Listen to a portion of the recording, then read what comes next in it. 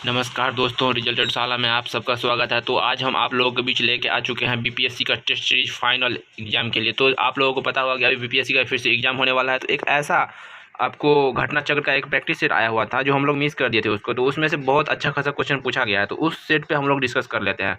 तो total 10 set दिया हुआ है, तो देख लेते हैं। ठीक है, अभी तो 2-3 सेट में ऐसा देखा है कि 4 से 5 क्वेश्चन आया है हर एक सेट से। तो हमको लगता है कि अच्छा खासा बना हुआ है, ये अच्छा है। ठीक है, तो चलिए हम लोग देखते हैं बारी बारी सारे क्वेश्चन। ये बीपीएससी का जो है आपको घटना चक्र का टो सीरीज है। ठीक है, तो टो सीरीज के अंतर्गत जो घटना चक्र का टेस्ट सीरीज निकला है उसमें आपको टोटल 10 सेट दिया हुआ है।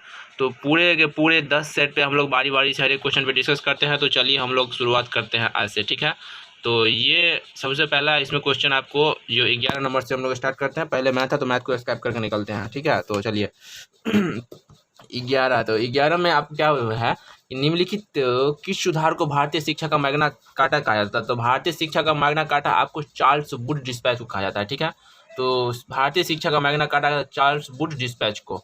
तो ये आपको इसमें हो जाएगा, पहला का ए आंसर हो जाएगा। तो ए आपको दिया हुआ है, ए में क्या दिया हुआ है, चार्ल्स वुड डिस्पैच। तो चार्ल्स वुड डिस्पैच ये हो गया आपका, ए हो गया। तो चलिए ये ए में दिया हुआ है यहाँ पे, तो यहाँ ए आपका आंसर हो गया। इसके बाद नेक्स्ट हम लोग देख लेते हैं नेक्स्ट में क्या दिया हुआ है। तो चलिए नेक्स्ट हम लोग चल बात करते हैं 12 नंबर में। 12 नंबर में जो आपको दिया हुआ है वो आपको है, किस समाचार पत्र के विरुद्ध लॉर्ड लिट्टन ने वर्नाकुलर प्रेस एक्ट को लागू किया था। ठीक है, तो वर्नाकुलर प्रेस एक्ट को जो लागू किया था तो किस प्रेस के था। ठीक है, तो किस मतलब कि समाचार पत्र के विरुद्ध, तो किस समाचार पत्र के विरुद्ध, तो ये आपको सोम प्रकाश। ठीक है, तो सोम प्रकाश तो सोम प्रकाश आपको सी में दिया हुआ है। तो ऑप्शन नंबर सी आपका आंसर सही हो जाएगा। इसके बाद नेक्स्ट हम लोग देख लेते हैं 13 सूची 1 को सूची 2 के साथ सुमेलित कीजिए। ठीक है, तो बिहार किसान सभा। तो बिहार किसान सभा तो आपको पता होगा स्वामी सहजानंद सरस्वती। तो ये हो गया ए का 4। ठीक है, उसके बाद आपको अखिल भारतीय ट्रेड यूनियन कांग्रेस। तो ये आपको अखिल भारतीय ट्रेड यूनियन कांग्रेस के संस्थापक कौन है। तो देखिए चलिए हम लोग बात करते हैं। ठीक है, तो 13 में जो आपको दिया हुआ है वो आपको 13 में दिया हुआ है। उसके बाद उत्कल प्रांतीय है दूसरा। तो उत्कल प्रांतीय किसान सभा, तो उत्कल प्रांतीय किसान मालती चौधरी। तो उत्कल प्रांतीय किसान सभा आपको मालती चौधरी। तो मालती चौधरी कहाँ पर दिया हुआ है, तो मालती चौधरी दिया हुआ है आपको, देख लेते हैं दोस्तों। मालती चौधरी जो है ये आपको है 3 में। तो ये आपको बी का 3 हो गया। ठीक है, तो एक सेकंड के लिए इसका ब्राइटनेस बढ़। तो इसके बाद है कृषक प्रजा पार्टी। तो कृषक प्रजा पार्टी के जो कृषक प्रजा पार्टी उसको मैं फजलुल था, फजलुल सी का आपको 2 हो जाएगा। इसके बाद डी, तो डी में है ट्रेड यूनियन। तो ए एन जोशी होगा। तो ए एम जोशी, तो ए एम जोशी हो जाए आपको, ये हो जाएगा 1। तो ये आपका हो गया। ठीक है, तो चलिए इसको देख लेते हैं। ये 13 हो गया, तो 13 आपको हो गया। अब हम लोग 14 पे चलते हैं। तो 14 नंबर क्वेश्चन जो दिया है उसको देख लेते हैं। 14 नंबर क्वेश्चन है किसने वर्ष 1857 के विद्रोह को सभ्यता और बर्बरता के बीच युद्ध की संज्ञा दी है। तो 1857 के विद्रोह को युद्ध की संज्ञा किसने दी है सभ्यता और बर्बरता के बीच। तो ये आपको दिया था टी आर होम्स ने। ठीक है, तो टी आर होम्स ने दिया था। तो टी आर होम्स आपको कहाँ पे है, तो ये देखिए टी आर होम्स जो है आपको ए है। तो ये आपको इसका ऑप्शन नंबर ए हो जाएगा। इसके बाद नेक्स्ट आपको दिया निम्नलिखित में से किसने धन के निष्कासन अनिष्टों का अनिष्ट कहा था। तो ये आपको कहा था दादा भाई नेहरूजी। दादा भाई नेहरूजी आपको सी है। तो 15 का आपको ऑप्शन नंबर सी हो जाएगा। ये आपको अर्थशास्त्री थे दादा भाई नेहरूजी। ठीक है, इनको कांग्रेस में विध मैन, ओल्ड मैन भी बोला जाता है आज़ादी में। तो दादा भाई नेहरूजी हैं। नेक्स्ट इसके बाद हम लोग देख लेते हैं निम्नलिखित में किस विद्रोह को उलगुलान विद्रोह के नाम से जाना जाता है। तो उलगुलान विद्रोह का नाम जाता है आपको मुंडा विद्रोह। तो मुंडा विद्रोह आपको दिया हुआ एक, तो 1600 ये आपको मुंडा विद्रोह हो गया। मुंडा विद्रोह का नेतृत्व किसने किया था, बिरसा मुंडा ने। तो बिरसा मुंडा तो ये आपको हुआ था 1903 के आसपास में। ठीक है, 1902 1903 में। तो आपको 16 का ए हो जाएगा। इसके बाद 17 देख लेते हैं। 17 दिया है कैबिनेट मिशन के सदस्यों में कौन सम्मिलित नहीं था। तो सबसे पहले हम लोग याद रखेंगे कैबिनेट मिशन में था कौन कौन। तो याद रखिए दोस्तों, एक फॉर्मूला है काल, के ए एल, काल। तो के से आपको हो जाता है क्रिप्स, ए से अलेक्जेंडर। तो के से देख लेते हैं, के से ये क्रिप्स हो गया, ए से अलेक्जेंडर हो गया, और एल से लॉरेंस है। ठीक है, तो ये लॉरेंस है। तो काल क्रिप्स मिशन में, कैबिनेट मिशन में, तो कैबिनेट मिशन काल। तो आपको ऑप्शन छूट जाता है कौन, तो डी, तो डी लिथिन को। तो 17 का आपको डी हो जाएगा। तो ये ऑप्शन नंबर डी होगा। लिथिन को नहीं था, काल था। तो काल में क्रिप्स, अलेक्जेंडर और लॉरेंस। तो ये काल, ये तीनों काल हो गया। और ये काल कौन हो गया, तो कैबिनेट मिशन। तो इसके बाद अगला देख लेते हैं। सविनय अवज्ञा आंदोलन के दौरान सरोजिनी नायडू ने कहाँ पर नमक डिपो बचाओ सत्याग्रह का नेतृत्व किया था। तो ये आपको सरोजिनी नायडू ने किया था आपको धरसाना में। तो धरसाना ये आपको बी ऑप्शन, इसमें महात्मा गांधी का बेटा भी था इसके साथ। ठीक है, सरोजिनी नायडू के साथ महात्मा गांधी के बेटे, चूंकि महात्मा गांधी को अरेस्ट कर लिया गया था सविनय अवज्ञा आंदोलन में। तो ये धरसाना पे ये सत्याग्रह का नेतृत्व किया था। उनमें महात्मा गांधी का पुत्र भी थे। ठीक है। इसके बाद अगला हम लोग देख लेते हैं। अगला दिया हुआ है आपको 18, 19 चलते हैं। 19 में क्या दिया हुआ है, ये ब्लर हो रहा है, ब्लर हटे तब तो आने दीजिए इसको। इसके बाद देख लेते हैं ये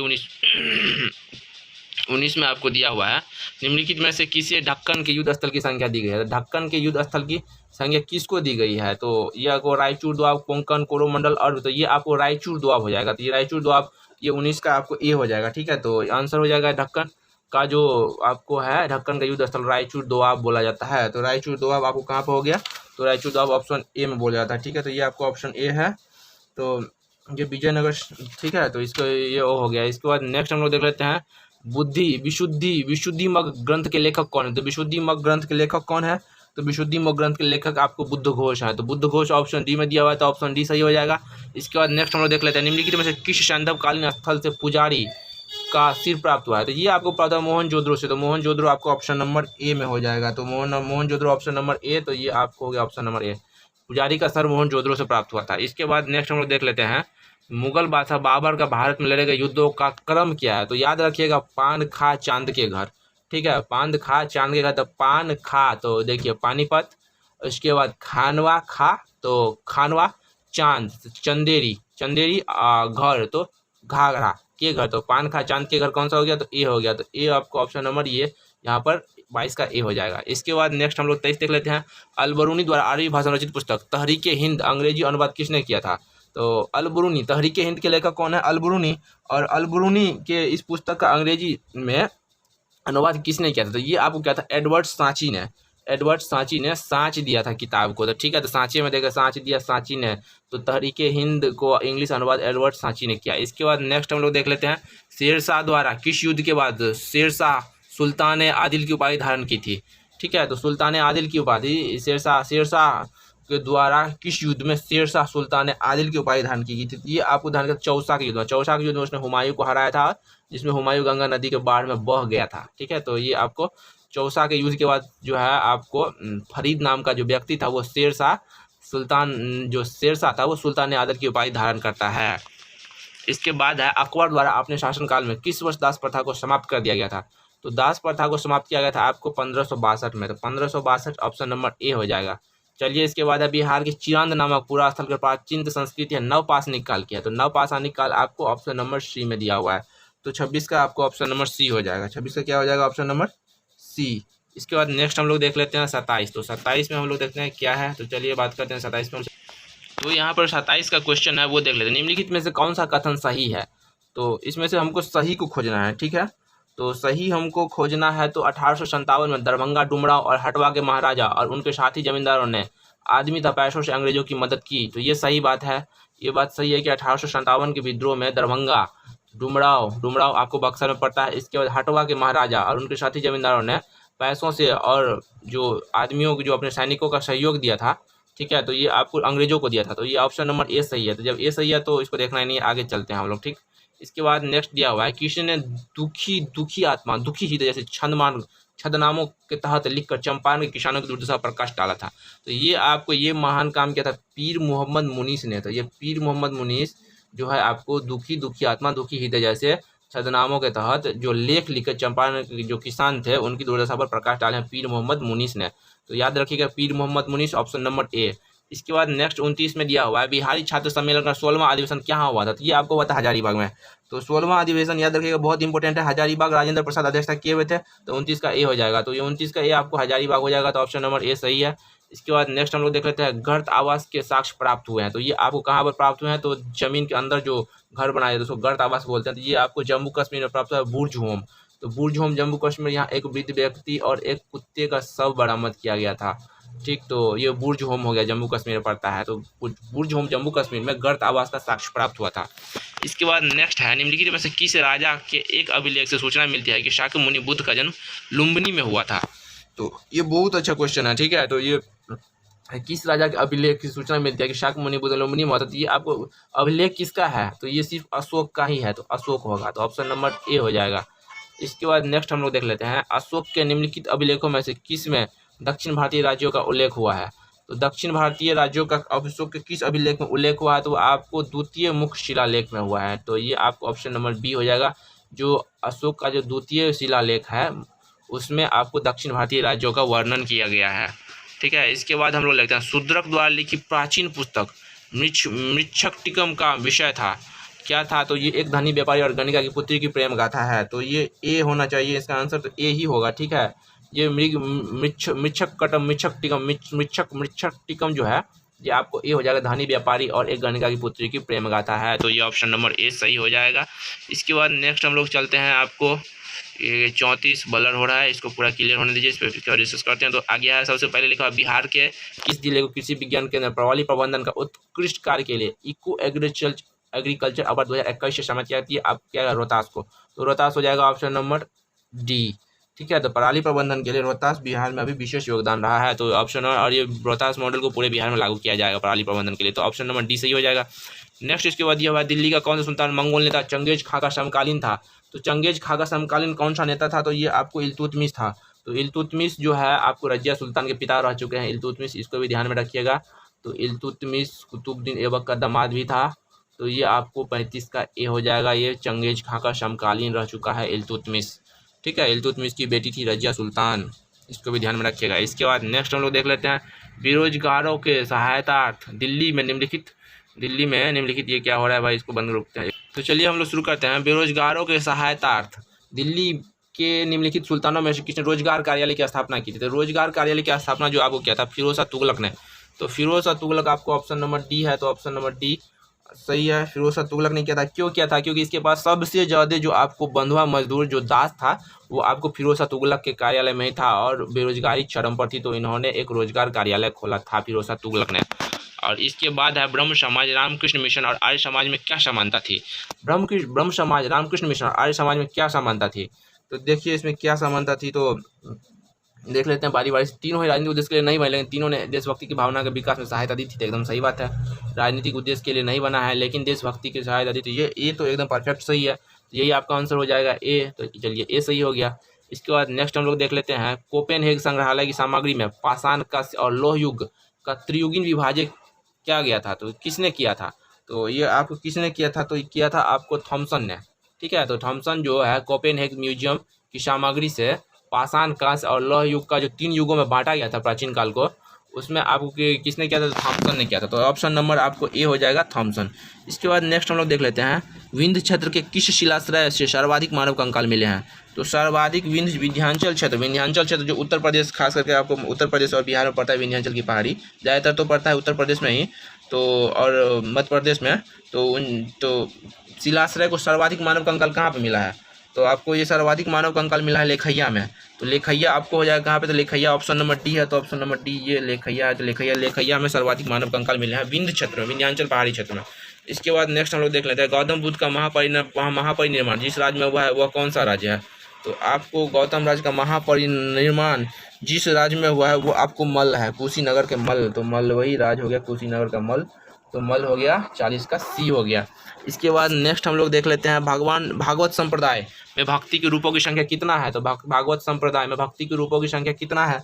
तो आपको 40 में है ना, ये नहीं, हाँ 41, 41। तो 41 का आपको आंसर हो जाएगा 9 हो जाएगा। तो भागवत संप्रदाय में 9 है, तो 9 ऑप्शन में कहाँ दिया हुआ है? 9 ऑप्शन में दिया हुआ है, सी में दिया हुआ है।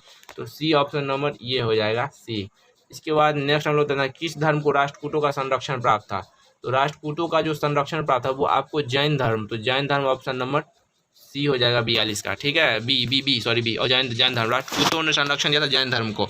इसके बाद नेक्स्ट है, प्रसिद्ध कवि अमीर खुसरो निम्नलिखित में से किस बादशाह के दरबार से संबंध था? तो प्रसिद्ध कवि अमीर खुसरो निम्नलिखित में से किस बादशाह के दरबार से संबंध था? तो अमीर खुसरो जो था वो गियासुद्दीन बलबन के दरबार में था। तो अब बलबन है option number B, Ghiyasuddin Balban. तो 43 का हो गया आपको बी, तो 43 का बी हो गया। इसके बाद चलिए 44 देख लेते हैं, ये एका आंदोलन का प्रारंभ किया गया था। तो एका आंदोलन को कहाँ पर किया गया था? तो ये आपको हुआ था उत्तर प्रदेश के हरदोई में। तो ये आपको एका आंदोलन उत्तर प्रदेश के क्षेत्र में हुआ था। तो ये ऑप्शन नंबर डी आपका सही हो जाएगा, 44 का हो जाएगा आपको डी।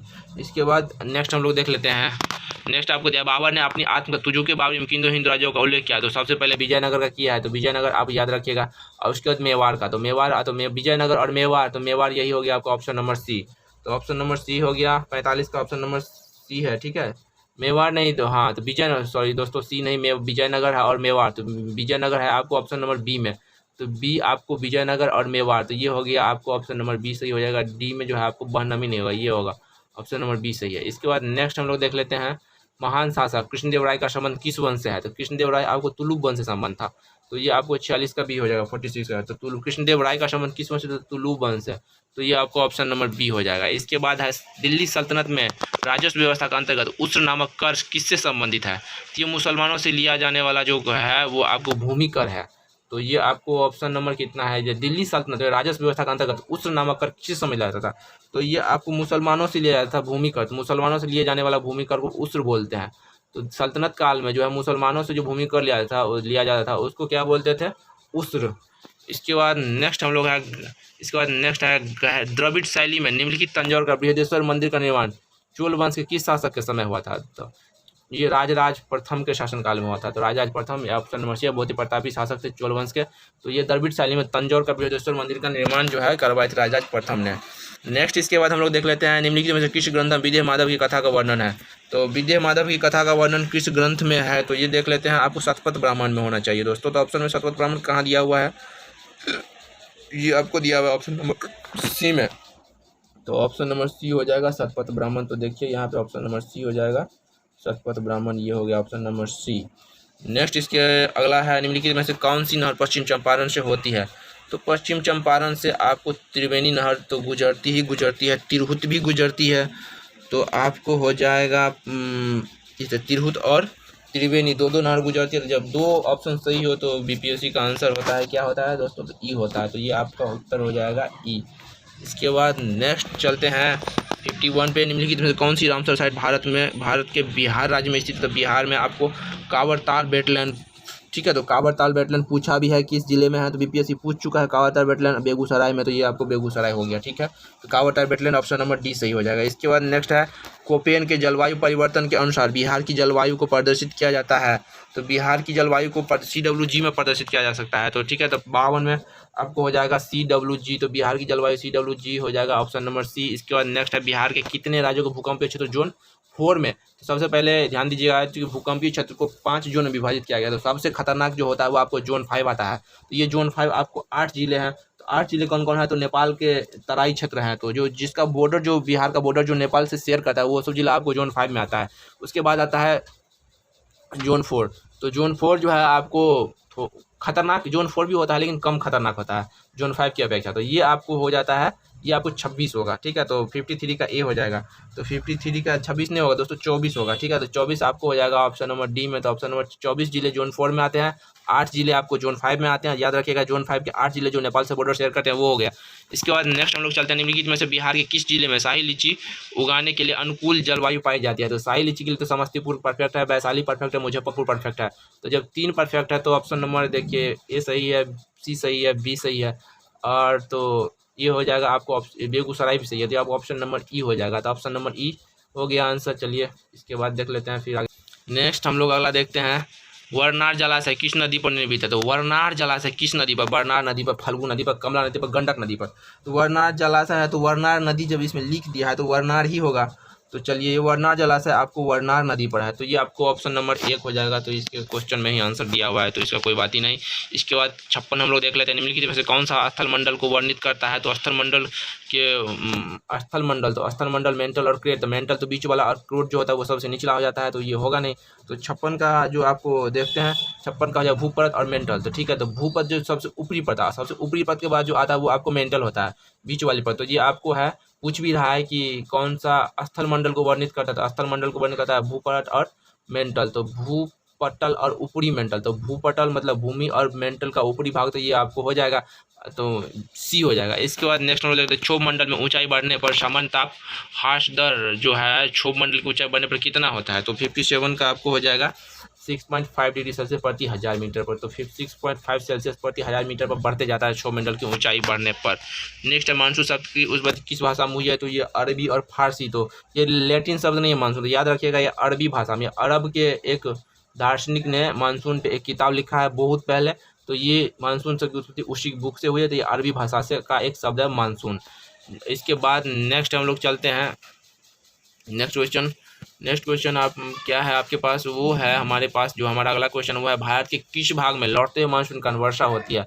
तो लौटते हुए मानसून के कारण जो वर्षा होती है वो आपको होती है तमिलनाडु में। तो तमिलनाडु हो जाएगा ऑप्शन नंबर डी। तो ऑप्शन नंबर डी आपका सही हो जाएगा। ठीक है, बंगाल और उड़ीसा में, तो बंगाल की खाड़ी, उड़ीसा में तूफान आता है, बारिश नहीं होती है, बारिश होती है तमिलनाडु में लौटते मानसून से। तो 59 का आपको डी हो जाएगा।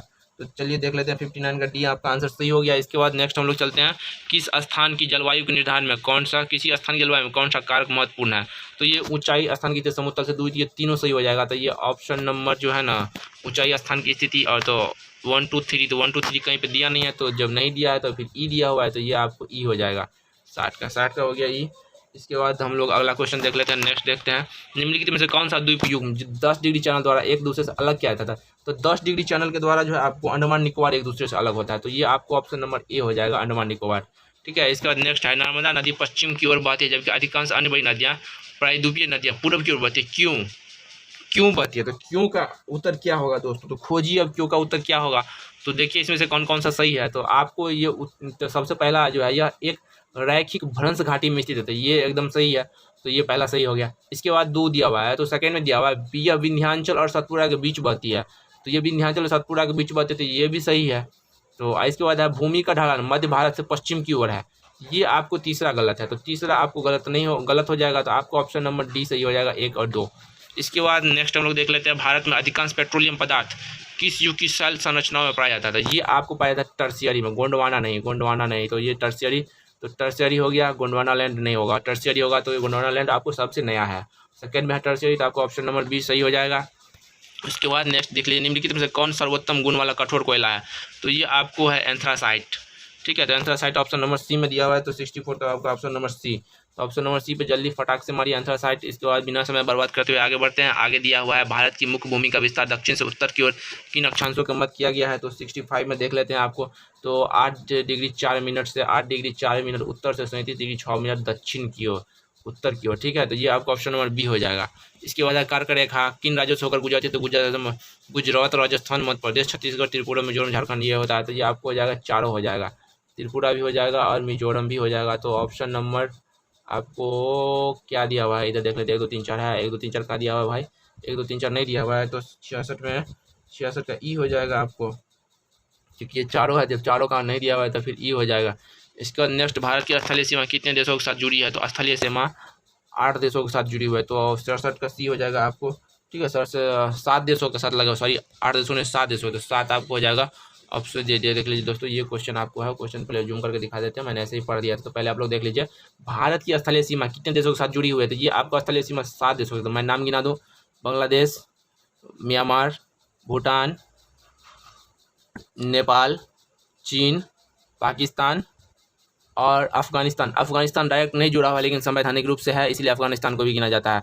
अभी वो जम्मू कश्मीर के क्षेत्र पाकिस्तान के कब्जे में चला जाता है। तो ये 7 देश हो गए। इसके बाद नेक्स्ट हम लोग देख लेते हैं, अगला जो हमारा क्वेश्चन है वो आपको है, विंध्य एवं सतपुड़ा पर्वत श्रेणी के बीच कौन सी नदी, विंध्य एवं सतपुड़ा श्रेणी के बीच कौन सी नदी बहती है। तो विंध्याचल और सतपुड़ा के बीच आपको नर्मदा बहती है, तो नर्मदा हो गया ऑप्शन नंबर बी में। तो आपको 68 का बी हो जाएगा। तो बी मारिए फटाक से और आगे बढ़िए, क्योंकि समय नहीं बर्बाद करना है। इसके बाद नेक्स्ट है आपको, भारत में निम्नलिखित भागों में द्रविडियन प्रजाति मुक्त कहाँ संकेतित है। तो ये द्रविडियन है दक्षिण भारत है। ये बहुत बेकार है, घटिया लोग है आजकल। ये कुछ उटपटांग बात भी बोला था कि भारत से अलग एक नया द्रविड़ राज्य देश बनाएंगे, ऐसा कुछ बोला था। तो चलिए उसको छोड़िए, आगे बढ़ते हैं। 69 के बाद हम लोग अगला नेक्स्ट है 70, निम्नलिखित में से ऊर्जा देने वाला भोजन है। तो वसा और कार्बोहाइड्रेट, तो 70 का ए हो जाएगा। तो 70 का ए हो जाएगा आपको। तो चलिए वसा और कार्बोहाइड्रेट, तो ये ऑप्शन नंबर ए सही है। तो ये ए सही है। नेक्स्ट, अमरबेल का उदाहरण है क्या था, अमरबेल परजीवी है। तो परजीवी, तो ऑप्शन नंबर बी हो जाएगा। तो ऑप्शन नंबर बी यहाँ पर दिया हुआ है। इसके बाद नेक्स्ट, पादप के किस भाग द्वारा प्रकाश संश्लेषण है। तो वायु से कार्बन डाइऑक्साइड प्राप्त की जाती है।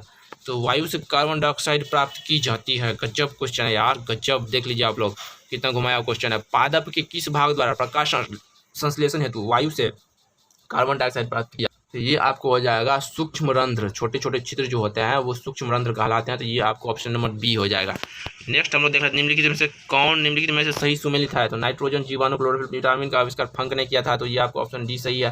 तो 73 का आपको डी हो, 73 का ई हो जाएगा। तो चलिए, नाइट्रोजन, जीवाणु और घटपर्णी जीव जंतु को खाते हैं, ये सब सही है। तो ये सही है, ये सही है, तो 2 सही है। तो हो जाएगा ऑप्शन नंबर ई। नेक्स्ट है, सोनाट किस सिद्धांत पर कार्य करता है। 74 के डी, प्रस्रव्य तरंगों का परावर्तन, सोनार किस सिद्धांत पर कार्य करता है? तो प्रस्रव्य तरंगों का परावर्तन तो 73-74 का डी हो जाएगा, तो डी ऑप्शन हो जाएगा आपको यहाँ ऑप्शन नंबर डी। नेक्स्ट हम लोग देख लेते हैं, विज्ञान की किस शाखा अंतर्गत नींद का अध्ययन किया जाता है? नींद का आपको हिप्नोलॉजी में किया जाता है, हिप्नोलॉजी आपको बी हो जाएगा, ऑप्शन नंबर बी। नेक्स्ट हम लोग फटाफट आगे बढ़ते हैं, टाइम काफ़ी हो गया है तो इतना टाइम नहीं लगाना है भाई, कम टाइम में ज़्यादा का ज़्यादा सर्विस देना है। तो चलिए आप लोग को अच्छा सर्विस देने का प्रैक्टिस करना है, कोशिश करना है, प्रैक्टिस नहीं। इसके बाद गैमेक्सिन का रासायनिक नाम क्या है? तो गैमेक्सिन का रासायनिक नाम क्या है? तो 76 में देख लीजिए आपको बेंजीन हेक्साक्लोराइड, बेंजीन हेक्साक्लोराइड ये गैमेक्सिन का रासायनिक नाम है, तो ये हो जाएगा ऑप्शन नंबर सी। इसके बाद नेक्स्ट हम लोग देख लेते हैं आपको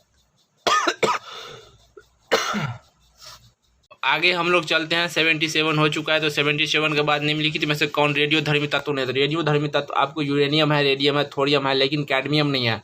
तो कैडमियम नहीं है तो ऑप्शन नंबर बी सही हो जाएगा। इसके बाद हम लोग देख लेते हैं विद्युत शक्ति की इकाई क्या है? तो विद्युत शक्ति की इकाई आपको वाट है, शक्ति की इकाई वाट होती है। विद्युत शक्ति की इकाई आपको वाट हो गया, तो वाट लगाइए इसका, तो वाट लगा दीजिए विद्युत शक्ति का, तो ऑप्शन नंबर डी हो गया। इसके बाद है एक तत्व में इलेक्ट्रॉन और न्यूट्रॉनों की संख्या क्रमशः 18 और 20 है, तो इसकी द्रव्यमान संख्या क्या है? तो ध्यान दीजिएगा, द्रव्यमान संख्या बराबर इलेक्ट्रॉन प्लस न्यूट्रॉन की संख्या, तो इलेक्ट्रॉन प्लस न्यूट्रॉन, तो इलेक्ट्रॉन 18 न्यूट्रॉन 20, तो 18 + 20 38, तो 38 ऑप्शन नंबर सी हो जाएगा। इसके बाद आपको बेकेलाइट निम्नलिखित में संघनन से बनता है? तो बेकेलाइट आपको फिनॉल और फॉर्मेल्डिहाइड से बनता है, ऑप्शन नंबर बी हो जाएगा। नेक्स्ट इसके बाद निम्नलिखित में कौन सा युग्म सही सुमेलित नहीं है? तो आपको टेकोफोरॉल से बेरी ये आपको गलत है। रेटिफिनॉल जिससे जीरोफ्लैथेमिया होता है, और साइनोकोबालिन रक्ताल्पता, और ऑर्गी कैल्सीफेरॉल से रिकेटस बीमारी होता है। तो ये तीनों आपको सही है, बाकी बी ऑप्शन इसका गलत है। तो चलिए बी गलत है। प्रकाश संश्लेषण का उत्पाद है, तो प्रकाश संश्लेषण का उत्पाद क्या है? तो प्रकाश संश्लेषण का उत्पाद आपको O2 है। इसके बाद निम्नलिखित में से अनुपस्थित होता है, तो ऑक्सीजन जो अनुपस्थित वो आपको केरोसिन में ऑक्सीजन नहीं होता है, तो ऑप्शन नंबर आपको ए सही हो जाएगा। इसके बाद हम लोग देख लेते हैं, ये ब्लर हो रहा है, ब्लर होने दीजिए। इसके बाद देख लेते, चलिए इसमें सूची एक को दूसरे मिलाने के लिए कहा था, तो वाट होता है। तो वाट क्या होता है? तो वाट आपको शक्ति का मात्रक होता है, तो ये आपको हो जाएगा 1/4 हो जाएगा, ठीक है, 1/4 हो जाएगा ना। तो चलिए देख लेते हैं इसके बाद और क्या होगा। तो देखिए आपको वाट जो होता है वो आपको शक्ति होता है, शक्ति का मात्रक है। इसका नॉट है, समुद्री जहाज की गति के लिए नॉट होता है, और नॉटिकल माइल 939 में प्रयोग किया जाता है। कैलोरी है, तो कैलोरी आपको ऊष्मा का मात्रक होता है, तो ये हो गया। इसके बाद नेक्स्ट है इथरनेट, एक उदाहरण है तो लैन का, LAN होता है लैन, तो लैन का इथरनेट का उदाहरण लैन है। इसके बाद है कौन सा एक कण प्रतिकण युग्म है? आपको इलेक्ट्रॉन पॉजिट्रॉन, तो 87 का ए हो जाएगा। इसके बाद प्रोटीन संश्लेषण में निम्न कोशिकांगों में से किन की भूमिका सबसे अधिक महत्वपूर्ण है? अंतर्द्रव्य जालिका की। इसके बाद आपको श्वसन में ऊर्जा उत्पादित होती है, तो ATP के रूप में ऊर्जा उत्पादन होता है। उसके बाद नेक्स्ट हम लोग देख लेते हैं निम्नलिखित जोड़ों में से किसका सुमेल है? तो निमोनिया जो है वो फेफड़े में होता है, तो पहला सही है। इसके बाद आपको पेरिसोप्लास्टर किसका उत्पाद है? पेरिसोप्लास्टर जो है वो कैल्शियम का उत्पाद है, ठीक है।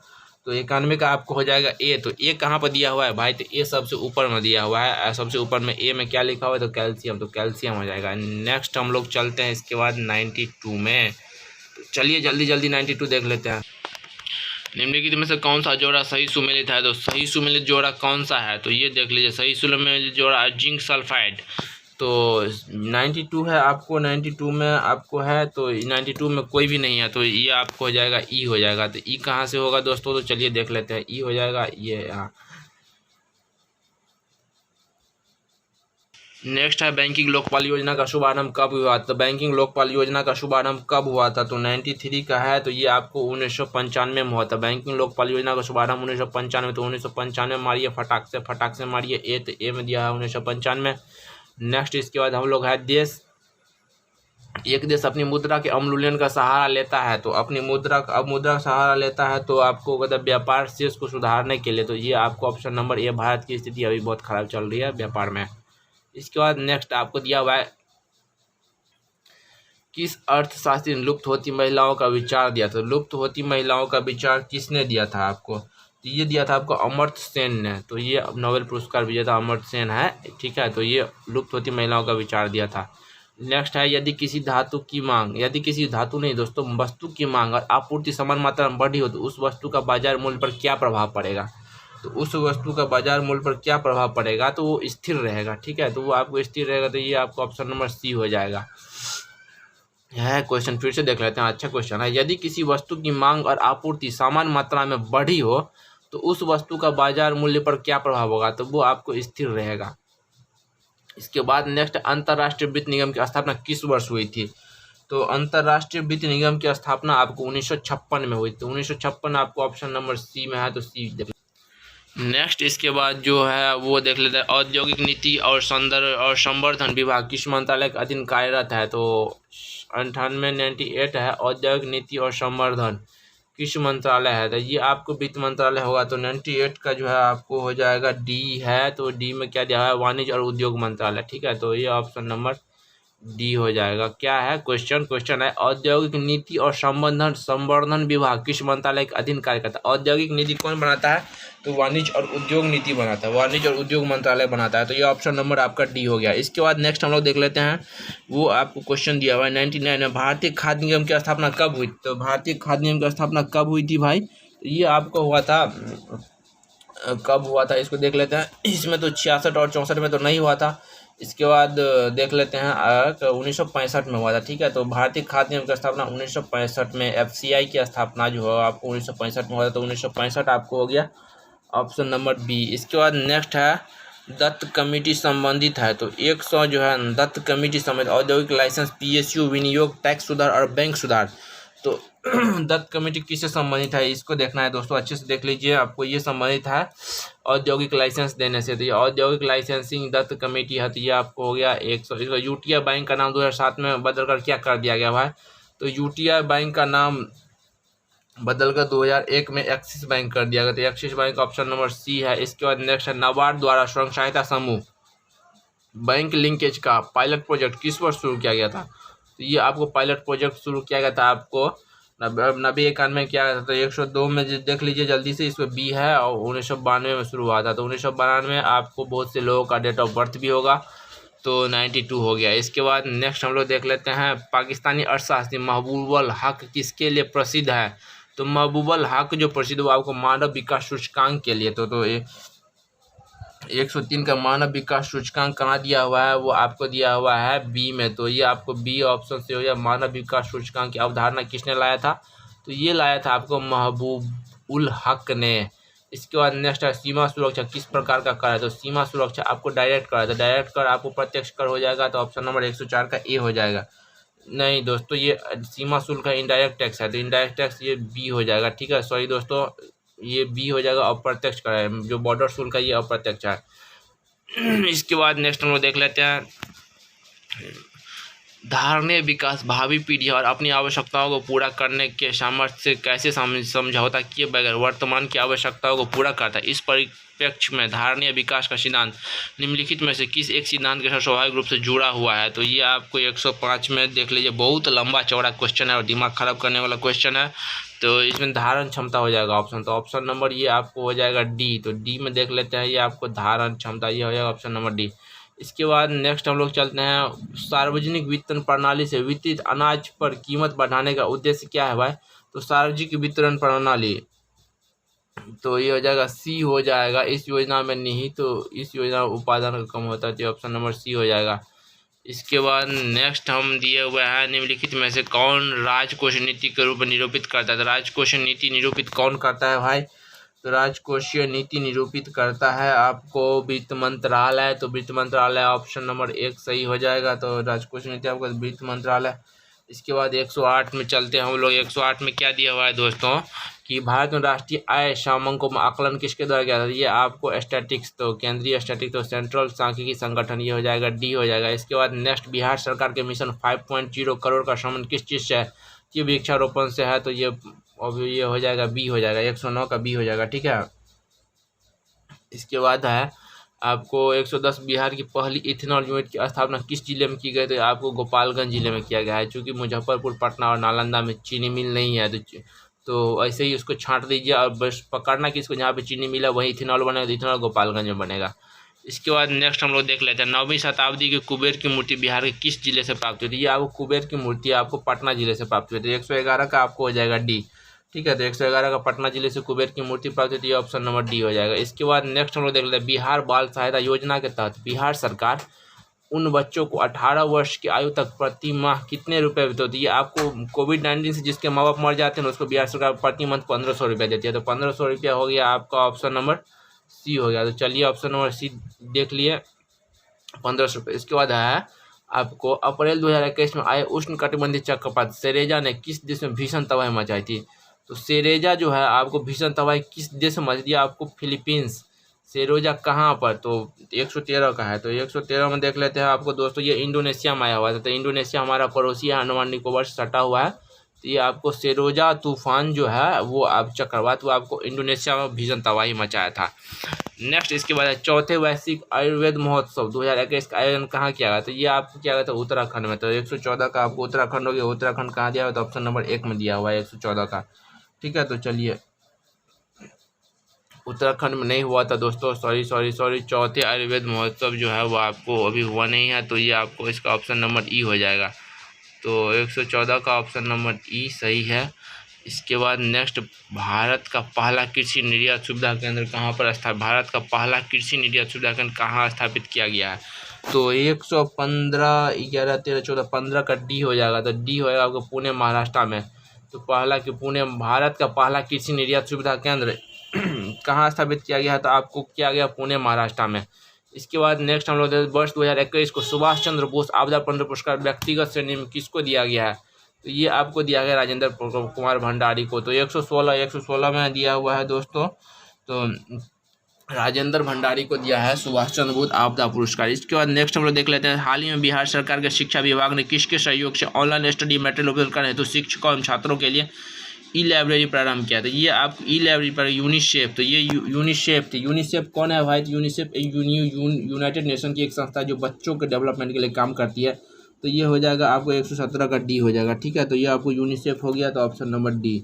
इसके बाद नेक्स्ट देख ले, बिहार के किस नदी पर डगमारा जल विद्युत परियोजना निर्माण कर? ये आपको डगमारा जल विद्युत परियोजना सुपौल जिले में कोसी नदी पर क्या है? फिलहाल इसको स्थगित कर दिया गया है। कोसी नदी सुपौल जिले में, मधुबनी के दरभंगा के बगल में है। ठीक है, इसके बाद नेक्स्ट, बीते दिनों बिहार संवाद यात्रा का शुभारंभ कहाँ से किया गया था? तो बिहार संवाद यात्रा का शुभारंभ आपको सिताब दियारा। तो सिताब दियारा अब जेपी नारायण का जो जयप्रकाश नारायण है उनका गांव सिताब दियारा, यहाँ से संवाद यात्रा की शुरुआत की गई थी। इसके बाद किस देश की लितानी नदी में प्रदूषण के कारण 40 टन मछलियों की मौत हो गई? तो ये आपको हुआ था लेबनान में। ठीक है, लेबनान की राजधानी बेरूत। तो वहाँ पे एक बहुत बड़ा विस्फोट हुआ था। तो आपको 120 का हो जाएगा आपको बी। तो ठीक है, तो 120 का हो गया आपको बी। तो लेबनान आपका ये बी। ठीक है, इसके बाद नेक्स्ट, यूनेस्को द्वारा वर्ष 2021 के लिए विश्व पुस्तक राजधानी घोषित किया गया है। तो विश्व पुस्तक राजधानी आपको किसको घोषित किया गया है? तो ये आपको 121 में देख लेते हैं, विश्व पुस्तक राजधानी किसको घोषित किया गया? अच्छा क्वेश्चन है दोस्तों। तो ये आपको जॉर्जिया को विश्व पुस्तक राजधानी घोषित किया गया। तो जॉर्जिया आपको यहाँ जॉर्जिया। तो ठीक है, तो ऑप्शन नंबर सी। इसके बाद नेक्स्ट हम लोग चलते हैं, बिहार के किस जिले में अब्दुल कलाम साइंस सिटी का निर्माण हो रहा है? तो अब्दुल कलाम साइंस सिटी का निर्माण पटना में हो रहा है। तो पटना ऑप्शन में कहाँ दिया हुआ है भाई? तो ऑप्शन में तो दरभंगा और भागलपुर है। इसके बाद हम लोग देख लेते हैं दरभंगा भागलपुर। तो यहाँ पे बक्सर और पटना। तो पटना ऑप्शन डी में दिया हुआ है। तो पटना यहाँ पे हो जाएगा। नेक्स्ट है, तो बिहार में गंगा नदी के किनारे कितने जिलों में जैविक कॉरिडोर स्थापित किया जा रहा है? तो जैविक कॉरिडोर जो आपको 13 जिलों में। तो सबसे पहला बात, एक बात दोस्तों ध्यान रखिएगा कि गंगा नदी के किनारे बिहार के 12 जिले आते हैं कुल। ठीक है, तो एक एक्स्ट्रा जिला जो नीतीश कुमार का परम प्रिय जिला नालंदा जिला है उसको इसमें ऐड कर दिया गया है। ठीक है, तो वो लगा के आपको हो जाता है 13। तो ये आपको ऑप्शन नंबर बी सही हो जाएगा। इसके बाद नेक्स्ट हम लोग देख लेते हैं 24 मई 2021 में बिहार गौरव गान की रचयिता किस साहित्यकार का निधन हो गया है? ठीक है, तो ये आपको बिहार गौरव गान मेरे भारत के कंठहार तुझको सत्यवंदन बिहार जो गाना गाया था उसके रचयिता कौन थे, जिनका अभी जो रचयिता है उनका निधन हो गया है? तो वो आपको 124 में डॉक्टर शांति जैन ने ये लिखा था, मेरे भारत के कंठहार तुझको सत वंदन बिहार, ऐसे करके है बिहार गीत है। तो ठीक है, बिहार गौरव गान ये डॉक्टर शांति जैन। इसके बाद नेक्स्ट हम लोग देख लेते हैं, बिहार के किस जिले में प्रथम खेल विश्वविद्यालय की स्थापना की घोषणा की गई है? तो ये आपको नीतीश कुमार के परम प्रिय जिले नालंदा में ही किया गया है। ठीक है, तो 125 का बी हो जाएगा, क्योंकि बिहार में कोई भी अच्छा चीज़ होता है तो वो आपको नालंदा में ही होता है और बाकी कुछ नहीं होता है। तो ये होगा ऑप्शन नंबर बी हो गया। इसके बाद नेक्स्ट है, बिहार में किस तिथि से एकल प्रयोग प्लास्टिक पूरी तरह से प्रतिबंधित? ये आपको 15 दिसंबर, इसमें 22 जुलाई 2022 से होगा, ठीक ना। तो ये आपको बिहार में क्या है, भारत में आपको 22 जुलाई 2022 से जो है आपको सिंगल यूज प्लास्टिक को बंद कर दिया गया था, ठीक है। 22 जून 2022 से। तो सिंगल यूज प्लास्टिक अभी पूरे भारत में बैन हुआ है, लेकिन बिहार में कब प्रभावी होगा तो देख लेते हैं 26 का। ये आपको ये आपको पिछले साल हुआ था 15 दिसंबर 2000, बिहार से प्लास्टिक बैन है, सिंगल यूज प्लास्टिक। नेक्स्ट है बिहार पंचायत चुनाव 2021 कराने के लिए ईवीएम के किस मॉडल का प्रयोग किया, दिया आपको M2 मॉडल का प्रयोग किया गया है। चलिए M2 मॉडल। बिहार का पहला 100% डिजिटल बैंकिंग वाला जिला कौन सा है, तो 100% डिजिटल बैंकिंग वाला जिला आपको है, पहला 100% डिजिटल बैंकिंग वाला जिला आपको जहानाबाद है, तो जहानाबाद ऑप्शन नंबर डी। इसके बाद नेक्स्ट, बिहार में बाढ़ प्रभावित क्षेत्रों में 100% टीकाकरण के लिए टीका वाली नाव का अभियान, तो सबसे पहले मुजफ्फरपुर और पूर्वी चंपारण, तो 2 जगह किया गया, तो ऑप्शन नंबर ई हो जाएगा। इस नेक्स्ट एक है, फरवरी 2021 में प्रधानमंत्री ने बिहार के डोभी से पश्चिम बंगाल के दुर्गापुर तक प्रधानमंत्री ऊर्जा गंगा परियोजना के माध्यम से प्राकृतिक गैस पाइपलाइन को समर्पित किया। यह कुल कितने किलोमीटर का लंबा है, तो ये 300 जो है आपको 48 किलोमीटर लंबा है, 348 ऑप्शन नंबर बी में दिया हुआ है। तो चलिए ऑप्शन नंबर बी आपको मिल गया आंसर में। इसके बाद नेक्स्ट हम लोग देख लेते हैं, वो इम्पोर्टेंट था क्वेश्चन, इसको देखिएगा आप लोग अच्छे से। नेक्स्ट हम लोग है कि 22 मार्च 2021 को बिहार सरकार अपनी स्थापना का कौन सा दिवस मना रहा है, तो 22 मार्च 2021 को बिहार सरकार अपनी स्थापना का जो 109वां दिवस मना रहा है, तो ये हो जाएगा आपको बी। उसके बाद है H5N8 बर्ड फ्लू से इंसानों में संक्रमण होने का विश्व का पहला मामला किस देश में आया था, तो बर्ड फ्लू इंसान, तो 132 का जो है वो आपको रूस में आया था, तो रूस हो जाएगा ऑप्शन नंबर डी। याद रखिएगा, ये अभी रूस बहुत चर्चा में है, तो कुछ भी हो सकता है, पूछ सकता है, क्वेश्चन बनता है। उसके बाद हाल ही में किस खाड़ी देश ने अपनी सेना में महिलाओं को शामिल होने का अधिकार प्रदान किया है, तो 133 में आपको सऊदी अरब, तो सऊदी अरब ऑप्शन नंबर बी। इसके बाद नेक्स्ट, बॉलीवुड के किस जाने जाने एक्टर ने नेशनल स्कूल ऑफ ड्रामा का चेयरमैन नियुक्त किया गया है, तो नेशनल स्कूल ऑफ ड्रामा का चेयरमैन परेश रावल को नियुक्त किया गया, तो Paresh Rawal option number C हो गया। नेक्स्ट है, किस मंत्रालय द्वारा प्राण नामक पोर्टल लॉन्च किया गया, किस मंत्रालय द्वारा प्राण नामक पोर्टल लॉन्च किया गया है, ठीक है। तो प्राण पोर्टल लॉन्च किया गया ऑप्शन नंबर डी। ये आपको पर्यावरण मंत्रालय द्वारा प्राण पोर्टल लॉन्च किया गया, तो ऑप्शन नंबर डी हो गया। इसके बाद नेक्स्ट है, किस संघ शासित प्रदेश राज्य में भारत का सबसे ऊंचा वायुशोधक उद्घाटन किया गया है, तो आपको लद्दाख में किया गया, तो ऑप्शन नंबर डी हो जाए। नहीं सॉरी दोस्तों, ये आपको चंडीगढ़ होगा, तो 136 का सी हो जाएगा, ठीक है। तो 136 का चंडीगढ़ हो जाएगा, तो चंडीगढ़ ऑप्शन नंबर सी हो जाएगा। इसके बाद नेक्स्ट देख ले, 2 वर्ष के बच्चों का वैक्सीनेशन शुरू करने वाला विश्व का पहला देश कौन सा बन गया है, तो ये आपको क्यूबा है, तो ये हो गया क्यूबा। इसके बाद है, भारतीय संविधान में उद्देश्य का प्रस्ताव का संशोधन किया गया, तो ये आपको 42वां संशोधन, तो ये ऑप्शन नंबर 138 का बी हो जाएगा, ठीक है। उसके बाद नेक्स्ट हम लोग देख लेते हैं 139 में क्या दिया हुआ है दोस्तों, बहुत अच्छा क्वेश्चन दिया हुआ है। 139 जो देखने से लग रहा है क्योंकि ब्लर हो गया था, तो अब ये ब्लर खत्म हो चुका। भारतीय राष्ट्रीय ध्वज के चक्र किसका प्रतीक है, तो चक्र जो है भारतीय राष्ट्रीय ध्वज में वो किसका प्रतीक है, ये पूछ रहा है। तो ये आपको समानता, न्याय का प्रतीक है, समानता का नहीं। चक्र जो है 139 में वो आपको न्याय का प्रतीक है, तो 139 का हो जाएगा ऑप्शन नंबर सी। इसके बाद नेक्स्ट हम लोग देख लेते हैं 140 में जो दिया हुआ है, संघीय व्यवस्था का प्रावधान सर्वप्रथम भारत में स्थापित किया गया था, भारत शासन अधिनियम 1935। तो ये अभी भी 80% जो हमारा कानून है इसी का है, भारत शासन अधिनियम 1935 का, तो ये हो गया। इसके बाद नेक्स्ट है जो है, निम्नलिखित में से कौन सा विकल्प सही सुमेलित है, तो कौन सा विकल्प सही सुमेलित है, तो 114 निम्नलिखित में से 114 निम्नलिखित में कौन सा विकल्प सही सुमेलित है, तो 141 दोस्तों, तो 141 में चलिए कौन कौन सा सही है, तो कुछ वर्ग विभाग 16 पंचायत विभाग ने सहकार 141 को देख लेते हैं। फालतू क्वेश्चन दिया हुआ है, इसको देख लेते दोस्तों। ई है, ऐसा कुछ भी नहीं होगा, सब ये ई हो जाएगा, इस पर दिमाग भी नहीं लगाना है ज़्यादा। इसके बाद नेक्स्ट है, भारतीय संविधान के किस अनुच्छेद के अंतर्गत मानव के दुर्व्यवहार और बालाश्रम का प्रतिशोध का उल्लेख है, तो 142 हो गया ना आपको, तो 142 का जो है आपको डी हो गया, तो ये हो जाएगा अनुच्छेद 23, तो अनुच्छेद 23 हो गया, तो ये हो गया। इसके बाद नेक्स्ट हम लोग देख लेते हैं, निम्नलिखित युग्मों में से कौन सुमेलित नहीं है, तो शिक्षा का अधिकार है, ग्राम पंचायतों का संगठन 41 गलत है, ठीक है, तो 143 का डी हो जाएगा। तो 143 का आपको हो जाएगा डी। ग्राम पंचायतों का गठन जो है आपको 40 में है, तो ये सीधे हम लोग क्वेश्चन आंसर है। बाकी सब सही। धार्मिक स्वतंत्रता के कार्य को पालन अनुच्छेद 26, गिरफ्तारी और निरोध संरक्षण अनुच्छेद 22 और शिक्षा का अधिकार अनुच्छेद 21 के है। इसके बाद 44 भारतीय संविधान के 11वां मूल कर्तव्य किस संविधान संशोधन द्वारा जोड़ा गया है? तो 11वां मूल कर्तव्य जो आपको जोड़ा गया है आपको 86 में, शायद 144 में, ठीक है। तो 144 में 11वां मूल कर्तव्य जो शिक्षा से संबंधित है वो आपको 86 में दिया गया है। इसके बाद है अनुच्छेद 15 में राष्ट्रपति के निर्वाचन की रीति का उल्लेख है।